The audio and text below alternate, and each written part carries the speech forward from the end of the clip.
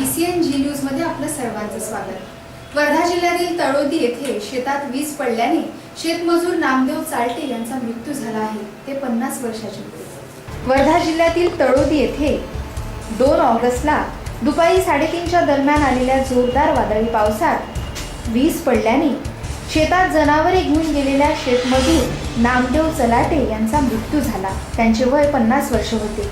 या घटनेची माहिती मिळताच गावकऱ्यांनी घटनास्थळी धाव घेतली। या घटनेची माहिती मिळताच पोलीस घटनास्थळी पोहोचले आणि पोलिसांनी त्यांचा मृतदेह शवविच्छेदनासाठी रुग्णालयात नेला। समुद्रपूर तालुक्यातील राष्ट्रीय महामार्ग क्रमांक 7 वरील आजदा पाटीजवळ ॲल्युमिनियम घेऊन जाणारा ट्रक पुलावरून कोसळल्याने या दोघांचा मृत्यू झाला आहे। समुद्रपूर तालुक्यातील राष्ट्रीय महामार्ग क्रमांक 7 वर आजदा पाटीजवळ असलेल्या वंजार यांच्या धाब्याजवळ ट्रक पुलाखाली पडल्याने 2 जणांचा मृत्यू झाला। सोमवारी हा अपघात घडला असून नागपूर हैदराबाद राष्ट्रीय महामार्गावर नागपूरकडून हिंगणघाटकडे ॲल्युमिनियम घेऊन ट्रक क्रमांक MH04 FU 1515 हा जात होता। ट्रक चालक राजेश वर्मा यांचे ट्रकवरून संतुलन सुटल्याने हा ट्रक पुलाखाली कोसळला। या घटनेत ट्रक चालक राजेश वर्मा आणि त्यांचा मित्र लवकुश वर्मा यांचा ट्रक खाली दबून मृत्यू झाला। या घटनेची माहिती मिळताच पोलीस घटनास्थळी दाखल झाले आणि क्रेनच्या साहाय्याने या दोघांनाही बाहेर काढून ग्रामीण रुग्णालयात नेण्यात आले। मात्र उपचारादरम्यान त्यांचा मृत्यू झाला। या घटनेचा पुढील तपास पोलीस करीत आहेत। Shantilal Gandhi, G news, Samudrapur. 9 महिन्यापासून थकीत असलेले वेतन द्या या मागणीसाठी वर्धा जिल्हा मध्यवर्ती सहकारी बँकेच्या कर्मचाऱ्यांनी थाली बजाव मोर्चा काढला आणि त्यांच्या मागण्यांचे निवेदन जिल्हाधिकाऱ्यांना दिले। वर्धा जिल्हा मध्यवर्ती सहकारी बँकेतील कर्मचाऱ्यांना मागील 9 महिन्यांपासून वेतन नाही। यामुळे बँक कर्मचाऱ्यांच्या मुलाबाळांना पालनपोषणाचा प्रश्न निर्माण झाला। कर्मचाऱ्यांच्या मुलांच्या ॲडमिशन पैशाअभावी करू शकत नाही। रोज दिवस निघाल्याबरोबर थकीत उधारींसाठी दमदाटी सुरू आहे। घरातील मुलाबाळांमध्ये धास्ती निर्माण झालेली आहे। कोणाच्या घरी इलेक्ट्रिक बिलापोटी पैसे नसल्याने इलेक्ट्रिक लाईन कापल्या गेली आहे। घरात अंधाराचे साम्राज्य आहे। मुलांना अभ्यासही करता येत नाही। अशा भयावह परिस्थितीमध्ये बँक कर्मचारी जीवन जगतो आहे। बँकेजवळ वेतन अदा करण्याची सोय असूनही केवळ मनमानी कारभारामुळे कर्मचारी देशोधडीला लागलेला आहे। बँक कर्मचारी सध्या दिवसागणिक मरणोत्तर यातना भोगत आहे। प्रचंड तणावापोटी बँकेच्या 2 कर्मचाऱ्यांनी आत्महत्या केल्या आहेत। मुलांचे शैक्षणिक वर्ष सुरू झाल्यानंतर बदल्या करू नये असा करार बँक कर्मचारी युनियन आणि बँक व्यवस्थापन यांच्यात झाला असतानाही बँक कर्मचाऱ्यांच्या पावसाळ्यातही आकसापोटी बदल्या सुरू आहे। कर्मचाऱ्यांजवळ बस भाड्यासाठी पैसे नाहीत, जाणार कसा? न्यायालयाच्या निकालानुसार बँक कर्मचाऱ्यांच्या देणे रक्कमही बँक व्यवस्थापन देण्यास तयार नाही। जागा रिक्त असतानाही कर्मचाऱ्यांना बढती नाही। तमाम शाखा कारकुनांच्या हाती आहेत। कारकुनच मॅनेजर, कारकुनच निरीक्षक अशी अवस्था आहे। या सर्व अन्याय अत्याचाराचा निषेध करण्यासाठी आणि न्याय मिळण्यासाठी जिल्हाधिकारी कार्यालयावर थाली बचाव मोर्चा नेण्यात आला।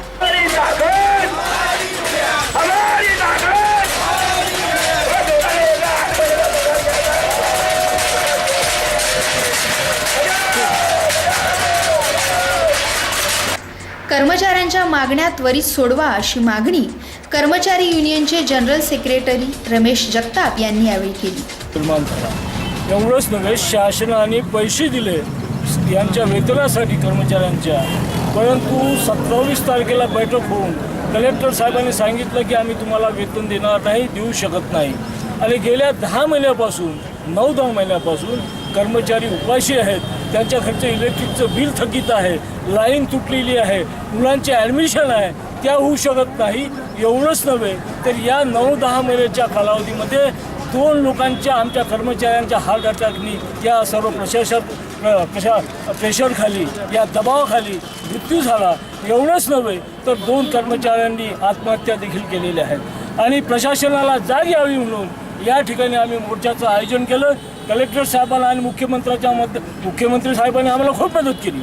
या बँकेचा प्रशासन 160 कोटी रुपये रिझर्व्ह बँकेचं आम्हाला लायसन मिळालं म्हणून द्यावं आणि या 160 कोटीमध्ये कर्मचाऱ्यांचा वेतनाचाही समावेश असताना आणि बँकेजवळ आज रोजी 22 कोटी रुपयाचा ऐवज शिल्लक असताना कर्मचाऱ्याला वेतन नाही हे मिळण्यासाठी कलेक्टर साहेबाच्या माध्यमातून, कारण कलेक्टर साहेब या आमच्या या व्यवस्थापनाचे प्रशासक म्हणून आहेत तरीही आणि अधिक नाही प्रशासक आहेत. आमच्या इथे या बँकेमध्ये 3 लोक 3 मॅन कमिटी आहे, प्रशासकीय समिती आम्ही त्याला म्हणतो.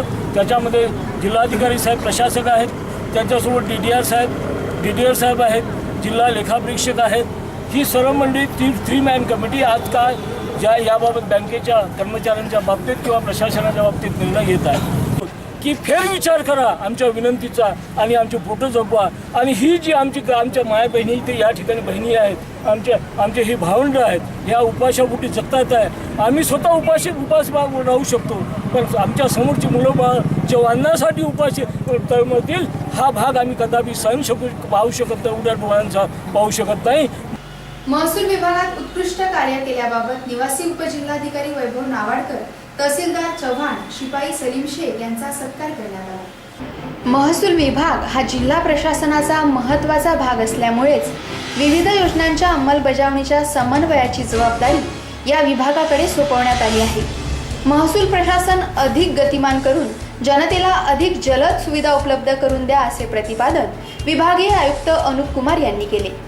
महसूल दिनानिमित्त नागपूर विभागात उत्कृष्ट काम करणाऱ्या अधिकारी आणि कर्मचाऱ्यांचा गौरव विभागीय आयुक्त अनुप कुमार यांच्या हस्ते नागपूर येथे आयोजित कार्यक्रमात करण्यात आला. त्याप्रसंगी मार्गदर्शन करताना ते बोलत होते. यावेळी सामाजिक कार्यकर्त्या रूपा कुलकर्णी, नागपूरचे जिल्हाधिकारी सचिन कुर्वे, अप्पर विभागीय आयुक्त संजीव उन्हाळे, महसूल उपायुक्त जितेंद्र पापळकर तसेच वरिष्ठ महसूल अधिकारी उपस्थित होते. वर्धा येथे उपविभागीय अधिकारी म्हणून कार्यरत असताना वैभव नावडकर यांनी विद्यार्थ्यांना विविध दाखले देण्यासाठी शाळेमध्ये विशेष शिबिराचे आयोजन करून वेळेत दाखले मिळवून दिले होते. नैसर्गिक आपत्तीमध्ये शेतकरी आणि घरांच्या नुकसानी संदर्भात मदतीचे वाटप करताना सुसूत्रता आणणे, महसूल वसुली करण्याबाबत विशेष परिश्रम घेऊन तसेच जनतेची कामे वेळेत करण्यासाठी विशेष परिश्रम घेतल्याबद्दल उपविभागीय महसूल अधिकारी वैभव नावडकर यांचा उत्कृष्ट अधिकारी म्हणून विभागीय आयुक्त अनुप कुमार यांनी प्रशस्तीपत्र आणि पुष्पगुच्छ देऊन गौरव केला आहे. तसेच महसूल वसुली करण्याबाबत त्यांचा गौरव करण्यात आला. प्रशासनामध्ये तंत्राचा वापर तसेच टंचाई आणि नैसर्गिक आपत्ती काळात केलेल्या कार्याची दखल घेऊन त्यांचा गौरव करण्यात आला. जिल्हाधिकारी कार्यालयात SV हाडके यांना लघुलेखक संवर्गात त्यांनी केलेल्या उत्कृष्ट कार्याबद्दल उत्कृष्ट कर्मचारी म्हणून गौरवण्यात आले. तलाठी संवर्गात देवळी तहसील कार्यालयाने SM पवार, शिपाई संवर्गात जिल्हाधिकारी कार्यालयातील सलीम शेख, वसंता पिसे या कर्मचाऱ्यांचा विभागीय आयुक्त अनुप कुमार यांनी गौरव केला आहे. निवासी उपजिल्हाधिकारी वैभव नावडकर यांनी महसूल प्रशासनामध्ये कार्यरत असताना केलेल्या वैशिष्ट्यपूर्ण उपक्रमाची माहिती दिली. नॅशनल फॅमिली हेल्थ सर्व्हे केंद्रीय आरोग्य आणि कुटुंब कल्याण मंत्रालयामार्फत करण्यात आलेल्या सर्वेक्षणात मुलींच्या जन्मदरात वर्धा जिल्हा आघाडीवर आहे. देशभरात स्त्रीभ्रूण हत्या मोठ्या प्रमाणावर होत असताना मुंबई आणि महाराष्ट्रात मुलींची संख्या गेल्या 5 वर्षांमध्ये वाढली आहे. संपूर्ण देशासाठी कौतुकास्पद बाब आहे. नॅशनल फॅमिली हेल्थ सर्व्हेमध्ये हे आकडे समोर आले आहे. नॅशनल फॅमिली हेल्थ सर्व्हे 4 मध्ये 2015-16 नुसार महाराष्ट्रात मुलीच्या लिंग गुणोत्तराने 1000चा आकडा पार केला आहे. सामान्यतः 1000 मुलांमागे 950 मुलींचे प्रमाण आहे असे मानले जाते, तर मुंबईत लिंग गुणोत्तर 1033 असल्याचे या आकडेवारीवरून पुढे आले आहे. मुंबईसह पुणे, नागपूर, औरंगाबाद, भंडारा आणि अकोला या सर्व प्रमुख शहरांमध्ये या गुणोत्तराने 1000चा आकडा पार केला आहे. केवळ कोल्हापूर आणि पुण्याच्या काही भाग वगळता राज्यातील ग्रामीण भागातही मुलींचे प्रमाण वाढले आहे. साधारणपणे असं प्रमाण केरळ आणि ईशान्येकडील राज्यांमध्येच दिसून येतं. मुलींचा जन्मदर वाढण्याच्या प्रमाणात वर्धा जिल्हा राज्यात सर्वात पुढे आहे. वर्ध्याच्या शहरी भागात हे गुणोत्तर 1266 तर ग्रामीण भागात 1377 एवढं आहे. अकोला, औरंगाबाद आणि पुण्यात अनुक्रमे 1068, 1067 आणि 1066 लिंग गुणोत्तर आहे. या जन्मदराच्या आकड्यावरून लोकांचे बदलते विचार दिसून आले आहे.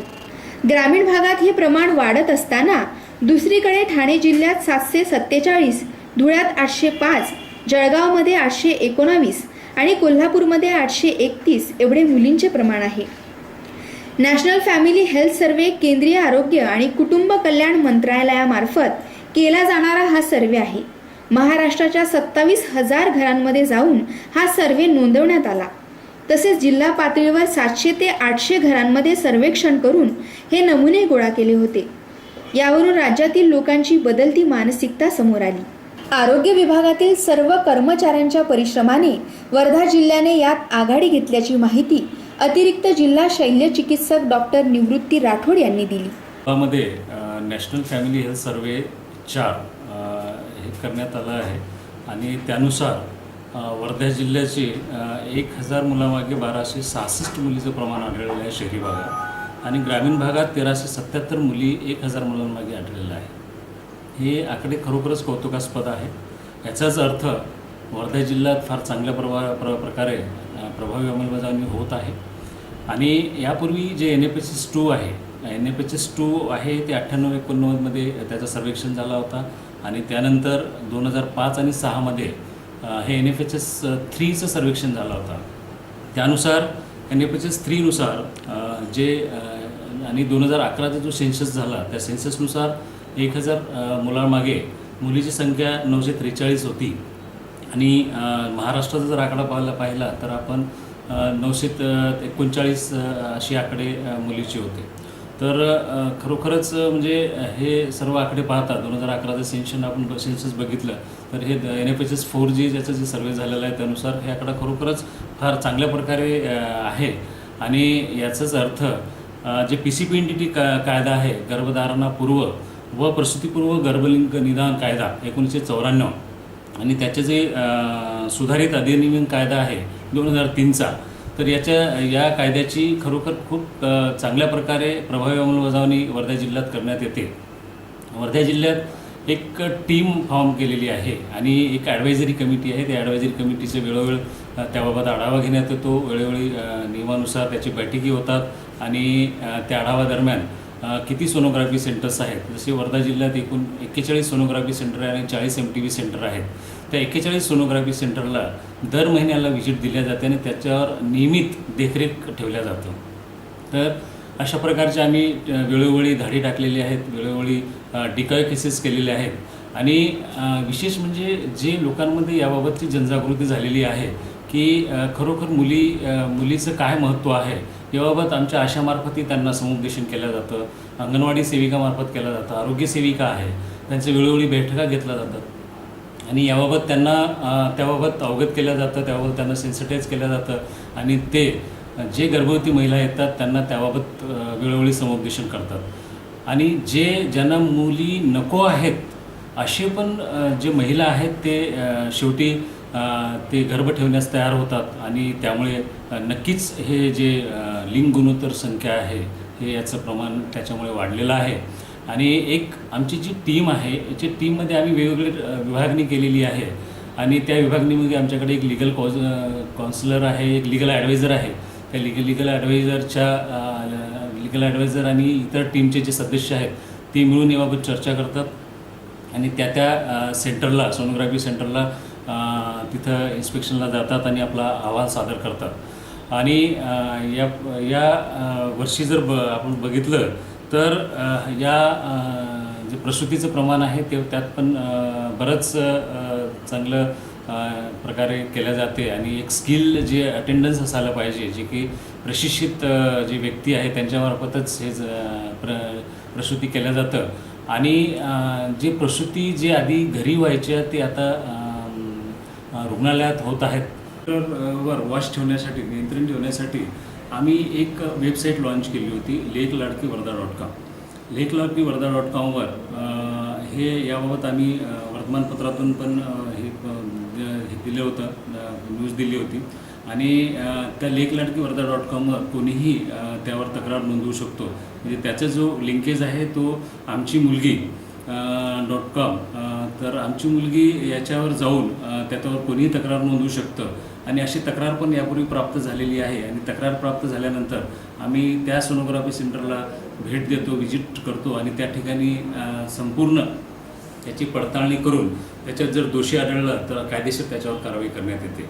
आणि जे आमची जिल्हा स्तरावरची जी समिती आहे त्या समितीचं पण वेळोवेळी याबाबतचा आढावा घेण्यात येतो आणि जे IC आहे, जे जनजागृती आहे, जनजागृती वेळोवेळी आम्ही जे हे वर्धा लेक लाडकी वर्धा.com जे आम्ही वेबसाईट लॉन्च केलेली आहे यावर आम्ही वर्धा जिल्ह्याची संपूर्ण माहिती जे PCPNDTची आहे, बेटी बचाव अभियान जे आहे याची माहिती आम्ही त्या वेबसाईटवर आम्ही पूर्ण अपलोड केलेली आहे आणि कोणीही या ही वेबसाईट ॲक्सेस करू शकतो आणि ही माहिती प्राप्त करून घेऊ शकतो. आणि त्यावर समितीमध्ये कोण आहेत आणि कशा प्रकारचे आहेत, किती सेंटर्स आहेत, त्याच्यावर कशा प्रकारचं हे वॉच ठेवले जाते त्या सगळ्याची संपूर्ण माहिती या वेबसाईटवर दिली आहे. तसेच विविध ठिकाणी जाहिराती आम्ही केलेली आहे याबाबत की या जे कायदा आहे हा कायदा कशा प्रकारचे राबवायचे आहेत आणि या कायद्यामध्ये काय काय अपेक्षित आहे याबद्दल त्यांना अवगत केले. नियमित तपासणी आणि जनजागृतीमुळे हे शक्य झाले अशी माहिती सामान्य रुग्णालयाच्या सल्लागार ॲडव्होकेट कांचन बडवानी यांनी दिली आहे. आणि MTP सेंटर आपल्याला खूप प्रमाणामध्ये आढळतात आणि ग्रामीण भागामध्ये ही जी फॅसिलिटी आहे खूप कमी प्रमाणात आहे. फक्त आपले गव्हर्नमेंट आपण हॉस्पिटल्स पाहूया की तिथे आपल्याला ही सेवा म्हणजे देत आहेत.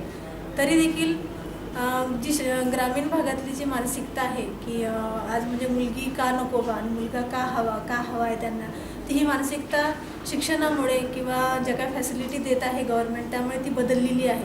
त्यामुळे शहराकडे जी धाव घेणारी महिला आहे की मला मुलगा हवा, ह्या हव्यासापोटी येणारी ती महिला कुठेतरी आपला विचार बदलत आहे. तिचे घरचे फॅमिली पण तिला त्या बाबतीसाठी तिला सहकार्य करत आहे आणि जेणेकरून तिला जे जन्माला येणारं मूल आहे ते म्हणजे मुलगा असो की मुलगी हे न जाणता ती येणाऱ्या बाळाचं ती कौतुक करत आहे, स्वागत करत आहे आणि त्याला जन्म देत आहे. आणि जेव्हा ती येते अशा ठिकाणी सेंटर्सला म्हणा किंवा हॉस्पिटल्समध्ये येत आहे तर आपण पाहिलं असेल प्रायव्हेट सोनोग्राफी सेंटरला की तिथे अवेअरनेसचे बोर्ड लागलेले आहे, कायद्याची माहिती देणारे बोर्ड लागलेले आहेत. कशा प्रकारची तुम्ही तक्रार करू शकता की तर व्यवस्थित म्हणजे कायद्याचं पालन केलेलं नाही तर अशा पण बोर्डची याची माहिती त्या महिलेला मिळत असते. आणि त्यानुसार तिला असं कुठे वाटलं म्हणजे आपण एक सामान्य नागरिक पण म्हणूया की त्यांना जर असं वाटलं की कुठेतरी इलिगल काहीतरी घडत आहे तर अशाच हेल्पलाईनच्या मदतीने आपण त्या सेंटर्सवर आपण कारवाई करतो, त्या दोषी डॉक्टरांवरती कारवाई करतो. आणि अशाच पद्धतीने 2011मध्ये आम्ही जे काही कायद्याचा ज्यांनी भंग केला होता, ज्या काही पालन करायच्या बाबी होत्या त्या पाळल्या नव्हत्या, त्यांच्यावरती आम्ही केसेस कोर्टामध्ये दाखल केल्या होत्या. आणि कुठेतरी असं वाटत आहे की त्या केसेसचा धाक लोकांच्या मनात आहे, ती कुठेतरी त्याचा दबाव त्यांच्या मनामध्ये असेल त्या गोष्टीचा की जेणेकरून त्यांच्याकडे येणारी ती पेशंट जरी त्या भावनेने येत असेल की मला माझ्या पोटामध्ये मुलगा आहे की मुलगी आहे हे तुम्ही पाहून द्या, तर मला असं वाटत आहे की ते जे डॉक्टर्स आहे करणारे ते स्ट्रिक्टली त्यांना म्हणजे नाहीच म्हणत असतील.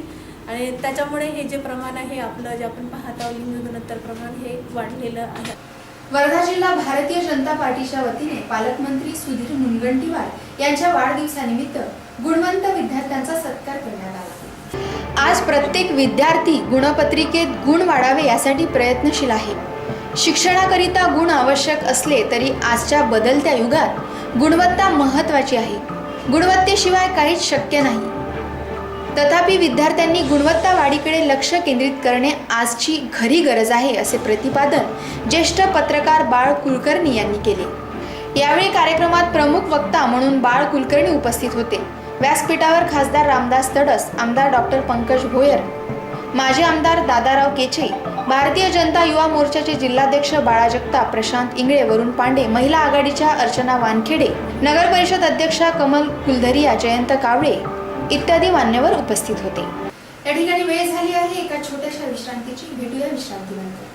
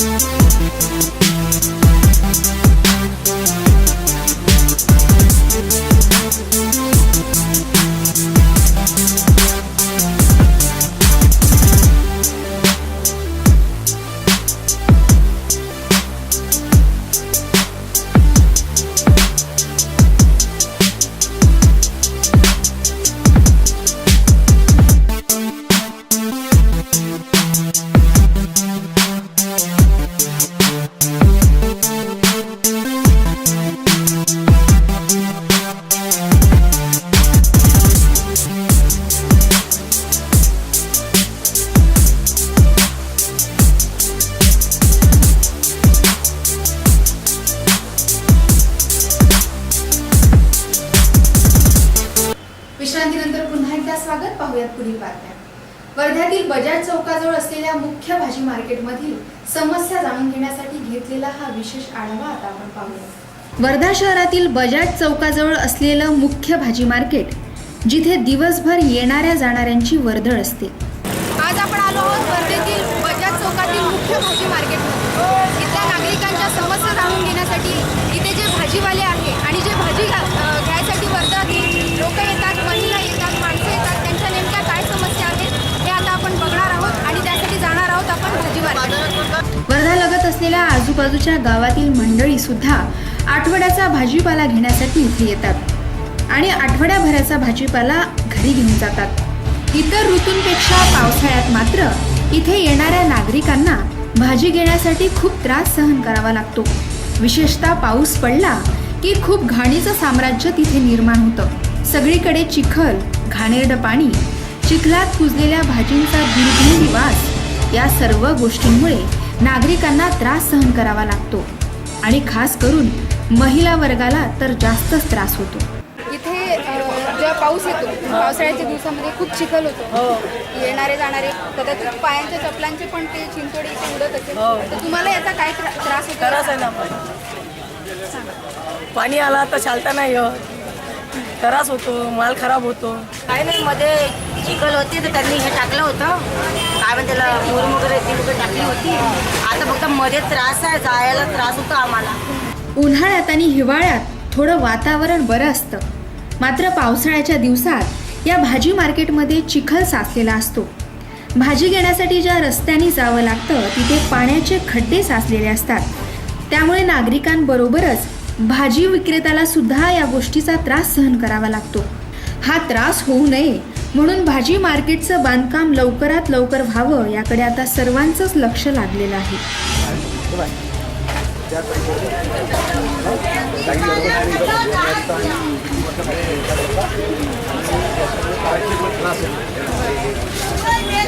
भाजी मार्केट सुसज्ज करण्यासाठी लवकरच याचे बांधकाम करण्यात येणार आहे, अशी माहिती कृषी उत्पन्न बाजार समितीचे सभापती श्याम कार्लेकर आणि संचालकांनी यावेळी दिली. आताच आपण भाजी मार्केटमधील नागरिकांच्या समस्या, तेथील भाजीवाल्यांच्या समस्या जाणून घेतल्या आणि जो त्यांना चिखलाचा त्रास होतो, येणाऱ्या जाणाऱ्यांचा त्रास होतो, गर्दीमुळे जो चिखल होतो, तर त्या गोष्टीवर आणि लवकरात लवकर कृषी उत्पन्न बाजार समितीने तिथलं बांधकाम करायला पाहिजे आणि हे लवकरात लवकर काम कसं होईल यासाठी आपण जाणून घेणार आहोत कृषी उत्पन्न बाजार समितीचे सभापती यांच्याकडून. ते आपल्यासोबत आहेत. तर सर्वात प्रथम सांगा की ह्या ज्या इथे चिखलामुळे स्पेशली पावसाळ्यामध्ये ज्या समस्या निर्माण होतात आणि कृषी उत्पन्न बाजार समितीने लवकरात लवकर तिथे बांधकाम करायला पाहिजे, जेणेकरून भाजी जे घ्यायसाठी लोक येतात त्यांचा त्रास वाचेल. तर ते लवकरात लवकर काम व्हावं यासाठी तुम्ही काय सांगा? सध्या आम्ही चुरी टाकून जो लोकांना त्रास होतो तो आम्ही कमी केला आहे सध्याचा, आणि येत्या 5 ते 6 महिन्यात आम्ही बांधकाम करण्याचं ठरवलं आहे. त्यासाठी आम्ही आर्किटेक्टची नियुक्ती करण्याचं या येणाऱ्या मीटिंगमध्ये करणार आहे आणि आम्हाला जे मदत पाहिजे त्यासाठी आम्ही सगळं प्रयत्न करून राहिलो आहे. आपल्याबरोबर कृषी उत्पन्न बाजार समितीचे संचालक उपस्थित आहेत, त्यांना पण विचारूया की या बांधकामाविषयी तुमचं सहकार्य कसं लाभेल. सहकार्य हे पूर्ण लाभेल आमचं. आणि आता आमच्या माननीय सभापतींनी आता या ज्या मीटिंगमध्ये ठराव घेतलेला आहे, विषयसूचीवर विषय घेतलेला आहे, नवनियुक्त आर्किटेक्ट नियुक्त करण्याबाबत. आता प्रोसेस सुरू झालेली आहे. आता सभापती साहेब 6-8 महिन्यामध्ये या मार्केट बांधण्याची पूर्तता करतील असा आमच्या संचालक मंडळाचा आशावाद आहे आणि तो पूर्ण करतील. आणि त्या हिशोबाने सगळ्या ज्या प्रोसेस आहे, ज्या टाऊन प्लॅनिंग आहे, नगर परिषद आहे, बांधकाम विभाग, ज्या काही अडीअडचणी आहेत ते सभापती साहेब सोडवतील आणि आम्ही त्यांना पुरेपूर मदत करू. गेल्या अनेक वर्षापासून पाहतोय आपण की इथे सगळ्यात जास्त जो त्रास होतो तो चिखलाचा. जर आपण मागच्या साईड भाजीच्या जिकडे पार्किंग वगैरे जागा दिली आहे तर तिथे पार्किंगला सुद्धा वाहनं लावता येत नाही. तर सगळ्यात पहिल्यांदा तिथे पार्किंगची व्यवस्था करावी असं नाही वाटत का तुम्हाला? नाही, पार्किंगची व्यवस्था केलेली आहे. ते भाजीची माती वगैरे त्या याच्यामुळे तो चिखल झालेला आहे. पार्किंग होतेच तिथे, पाऊस नसता तर पार्किंग आपल्याला दिसली असती तिथे. पण आता आमचा मानस असा आहे की पहिले टप्प्याटप्प्याने 3 टप्प्यात बांधकाम आहे. पहिला टप्पा तिथून सुरू करायचा, मग शिफ्टिंगमध्ये मग तसं करायचं आहे. 3 टप्प्यात मार्केट बांधायचं. सभापती साहेबांचं असं म्हणणं आहे की 3 टप्प्यात मार्केट बांधायचं. जर या समस्यांवर लवकरात लवकर तोडगा निघाला नाही तर नागरिकांच्या उद्रेकाला प्रशासनाला सामोरं जावं लागेल. Riddhi Raut, BCNG news. वायगाव निपाणी येथे गुणवंत विद्यार्थ्यांचा सत्कार खासदार रामदास तडस यांच्या हस्ते करण्यात आला. यावेळी गावातील नागरिक मोठ्या संख्येने उपस्थित होते. 10वी आणि 12वीच्या परीक्षेत गुणवत्ता प्राप्त स्थानिक विद्यार्थ्यांचा गुणगौरव सोहळा लक्ष्मीमाता मंदिर सभागृहात पार पडला. यावेळी खासदार रामदासजी तडस यांच्या अध्यक्षतेखाली झालेल्या कार्यक्रमाला माजी खासदार सुरेशभाऊ वाघमारे यावेळी खासदार रामदास तडस यांच्या अध्यक्षतेखाली झालेल्या कार्यक्रमाला माजी खासदार सुरेशभाऊ वाघमारे, जिल्हा परिषद सदस्य मिलिंदभाऊ भेंडे, जिल्हा अध्यक्ष अतुलभाऊ वांदिले, प्रदीप मेघे, किरण उरकांदे, चंद्रकांत ठक्कर, सेलू काटेचे सरपंच विजयभाऊ तळवेकर, कुरझडीचे उपसरपंच अरविंद उमाटे, भीमराव वाघमारे इत्यादी प्रमुख उपस्थित होते. सरस्वती पूजन आणि दीप प्रज्वलनाने कार्यक्रमाला प्रारंभ करण्यात आला. या प्रसंगी 12वी परीक्षेत वर्धा जिल्ह्यातून प्रथम आलेली वायगावची रहिवासी स्वराली विलास घोडखांदे आणि कल्याणी ज्ञानेश्वर लोणकर, 10वीच्या परीक्षेत गुणवत्ता प्राप्त करणारे पराग श्यामसुंदर राठी, जय नितीनकुमार ठक्कर, यश ज्ञानेश्वर लोणकर यांच्यासह स्थानिक सरस्वती विद्या मंदिर, ठाकरे आदिवासी आश्रमशाळा, यशवंत विद्यालय, कनिष्ठ विद्यालय, स्वर्गीय भैयासाहेब उरकांदे विज्ञान व वाणिज्य कनिष्ठ महाविद्यालयाच्या गुणवंत विद्यार्थ्यांचा स्मृती चिन्ह आणि प्रमाणपत्र देऊन सत्कार करण्यात आला. यावेळी पोलीस सेवेत दाखल झालेल्या लोभेश केशव निमजे, निलेश रतन नगराळे तसेच डॉक्टर चंद्रकांत हिवरे, शुभम तिमासे यांचा शाल आणि श्रीफळ देऊन सत्कार करण्यात आला. या कार्यक्रमाच्या प्रारंभी डायनामिक मेमरी पॉवर या विषयावर डॉक्टर चंद्रकांत हिवरे यांनी विद्यार्थ्यांना मार्गदर्शन केले. या कार्यक्रमाला पंचायत समितीच्या सदस्य ज्योत्स्नाबाई मंगळूरकर, तळेगावचे सरपंच अतुलभाऊ तिमांडे यांच्यासह गावातील प्रतिष्ठित नागरिक, विद्यार्थी मोठ्या संख्येने उपस्थित होते. सावंगी मेघे रुग्णालयाच्या वतीनं 3 ऑगस्टला येळाकेळी येथे महिलांसाठी मेमोग्राफी तपासणी शिबिराचे आयोजन करण्यात आले आहे. दत्ता मेघे आयुर्विज्ञान संस्था संचालित आचार्य विनोबा भावे ग्रामीण रुग्णालय, Rotary Club of Gandhi City, Vidarbha Pradesh Vikas Parishad आणि जिल्हा परिषद यांच्या संयुक्त विद्यमाने पिंक लाईफ सेवर प्रकल्पाअंतर्गत बुधवार दिनांक 3 ऑगस्ट रोजी येळाकेळी येथे मेमोग्राफी तपासणी शिबिर आयोजित करण्यात आले आहे. येळाकेळी ग्रामपंचायतच्या परिसरात सकाळी 10 ते दुपारी 3 या वेळेत स्त्रियांकरिता कर्करोग पूर्व तपासणी शिबिराचे आयोजन करण्यात आले आहे. या शिबिरात अद्ययावत उपकरणांची सुविधा उपलब्ध असलेल्या वातानुकूलित बसमध्ये स्तनांच्या कर्करोगाबाबत मेमोग्राफी तर गर्भाशय मुखाच्या कर्करोगाबाबत पॅपरमेअर तपासणी करण्यात येईल. या विशेष तपासणी शिबिराचा लाभ घेण्याचे आवाहन आयोजकांनी केले आहे. वायगाव निपाणी येथील अनीस खान, अजीज खान पठाण 8 दिवसापासून बेपत्ता असून त्यांचा शोध चालू आहे. वायगाव निपाणी येथील अनीस खान, अजीज खान पठाण वय 35 वर्ष हा गेल्या 7 दिवसापासून बेपत्ता असून त्याच्या मागे एक पत्नी, 5 वर्षाचा मुलगा आणि 10 वर्षाची मुलगी आहे. घरून कामानिमित्त गेला असता तो घरी परतला नाही. त्याच्या नातेवाईकाशी संपर्क केला असता त्याचा अद्याप पत्ता लागला नाही. हा इसम कोणाला दिसल्यास मोबाईल क्रमांक 9545950286 या क्रमांकावर संपर्क साधण्याचे आवाहन त्याच्या नातेवाईकांनी केले आहे. वसंतराव नाईक महामंडळाच्या योजनांचा लाभ घेण्याचे आवाहन नागरिकांना करण्यात आले आहे. वसंतराव नाईक विमुक्त जाती आणि भटक्या जमाती विकास महामंडळ जिल्हा कार्यालयाच्या वतीनं विमुक्त जाती, भटक्या जमाती तसेच विशेष मागास प्रवर्गातील बेरोजगार युवकांसाठी स्वयंरोजगारासाठी योजना राबवण्यात येते. त्यासाठी अर्ज करण्याचे आवाहन महामंडळाच्या वतीने करण्यात येत आहे. महामंडळाच्या वतीने 25% बीज भांडवल कर्ज योजनेअंतर्गत 5 लाखापर्यंत व्यवसायासाठी कर्ज दिले जाते. त्यात 75% बँक सहभाग तर 25% महामंडळाचा सहभाग असतो. महामंडळाच्या रकमेवर 4% वार्षिक व्याज आकारले जाते. परतफेड कालावधी 5 वर्षाचा असतो. अर्जासोबत जात, उत्पन्न, रहिवासी दाखला या योजनेचा लाभ घेण्यासाठी प्रस्ताव सादर करण्याचे आवाहन महामंडळाचे जिल्हा व्यवस्थापक हेमंत लांबे यांनी केले आहे. शेतकऱ्यांनी अनुदानावर मिळणाऱ्या कृषी यंत्र सामुग्रीसाठी अर्ज करण्याचे आवाहन कृषी विभागामार्फत करण्यात आले आहे. कृषी यांत्रिकीकरण उपविभाग अंतर्गत कृषी यांत्रिकीकरण सेवेसाठी कृषी यंत्र सामुग्री आणि उपकरणे खरेदीसाठी शेतकऱ्यांना अर्थसहाय्य देण्यात येणार आहे. कृषी यंत्रसामुग्री जसे ट्रॅक्टर, पॉवर टिलर, ट्रॅक्टर चलित अवजारे, रोटाव्हेटर, नांगर, कल्टिव्हेटर, रिजर, पेरणी यंत्र, फ्लॅन्टर इत्यादी तसेच मनुष्य तथा प्राणी चलित अवजारे, पीक संरक्षण उपकरणे जसे पॉवर नॅपसॅक स्प्रेअर या अनुदानांमधून अनुसूचित जाती वर्गातील शेतकऱ्यांना 16%, अनुसूचित जमातीसाठी 13% तर सर्वसाधारण वर्गातील शेतकऱ्यांना 71% निधी वितरित केला जाणार आहे. इच्छुक शेतकऱ्यांनी त्यांचे अर्ज संबंधित तालुका कृषी अधिकारी यांच्याकडे अवजारे मागणी अर्ज निवड केलेल्या लाभधारकांनी पूर्वसंमती प्राप्त झाल्यानंतर खरेदी करायच्या यंत्र आणि अवजाराची संपूर्ण रक्कम विभागीय व्यवस्थापक महाराष्ट्र कृषी उद्योग विकास महामंडळाकडे जमा करून यंत्र आणि अवजाराची खरेदी त्यांच्या पसंतीनुसार करायची आहे. खरेदी केलेल्या अवजाराची तपासणी संयुक्त तपासणी पथकाद्वारे करण्यात येईल. तपासणीनंतरच अनुदान लाभार्थ्यांच्या बँक खात्यात जमा करण्यात येईल. अधिक माहितीसाठी संबंधित मंडळ कृषी अधिकारी किंवा तालुका कृषी अधिकारी यांच्याकडे संपर्क साधावा असे आवाहन जिल्हा अधीक्षक कृषी अधिकारी यांनी कळवले आहे. आजचं बातमीपत्र इथेच संपलं. वर्धा जिल्ह्यातील ताज्या घडामोडींसाठी पाहत राहा BCNG न्यूज. नमस्कार.